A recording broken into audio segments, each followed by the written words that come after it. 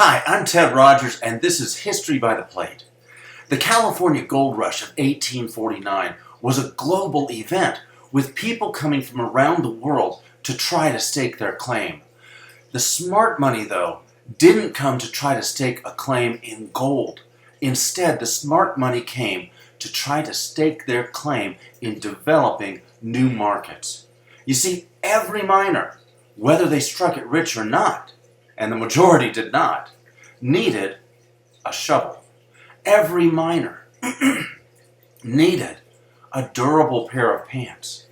Every miner needed boots, and every miner needed food. The smart money recognized this and sought to supply the miners, both the few who struck it rich and the majority that didn't. The gold rush instigated the formation of companies like Levi Strauss and the Ghirardelli chocolate factory, of all things, and many other businesses. Now, there was a family in Paris by the name of Boudin, and this family recognized that the gold rush workers would increase the need for food suppliers in California. They were master bakers, highly respected, but they saw an opening for a new market in California with the gold rush that would provide them with opportunities that they didn't have at that time in France. They packed up their goods, including their starter leavening, and headed to San Francisco. But something happened along the way. Now, remember, there were no airplanes, no jets, nothing like that. This was a very long trip. And a bacteria got into their pure leaven, so that the bread that arose from it, every pun intended, had a distinct sour flavor to it. This was the birth of sourdough bread. Now, the Boudin family's bakery, by the way, is still in business in San Francisco. The San Francisco sourdough proved to be a boon for the miners. You see, the combination of the wild yeast and bacillus in the sourdough starter culture actually turns a large portion of the starch from the wheat into protein, so that one slice alone of the authentic old sourdough had almost a quarter of the protein that a person needed for an entire day. It was also just 1% fat and had almost 200 calories. Excuse me, allergy season in Atlanta. A few slices of bread, then, by itself, provided the needed carbohydrates and protein to keep a miner going.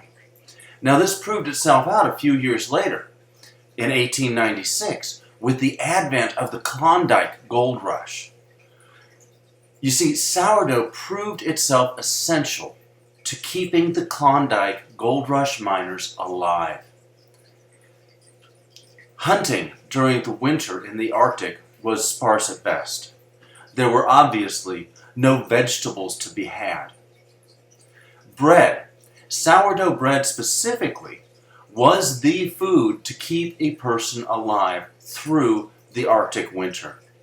Now, a majority of the miners who traveled to the Klondike region traveled through San Francisco on their way to the Klondike, and they brought with them very highly valued sourdough starters. And they were so highly valued that they kept these sourdough starters in pouches which they hung around their necks. That way they could count on their body heat to keep the starter from freezing, so they could keep it alive, so that they could use it to make bread. A miner who actually survived an entire winter north of the Arctic Circle was called a sourdough for that reason.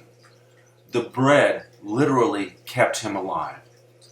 Now today, the bread that we buy in our grocery stores has little of the nutrition of the old sourdoughs. A startling fact is that today, 5 bakeries in the United States control over 80% of the production of bread in our entire country. They formulate their flour and yeast for quick production over nutrition.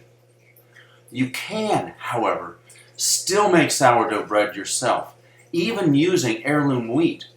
The result will be a much tastier, more substantial bread that is a much healthier option for your family. And with this coming Friday's recipe, I will show you how, so you can make this super tasty, ultra nutritious bread yourself. So, see you Friday. We'll have some fun. Now, for more fun facts and tasty recipes, please visit our website at www.historybytheplate.com. Thanks. Have a great day.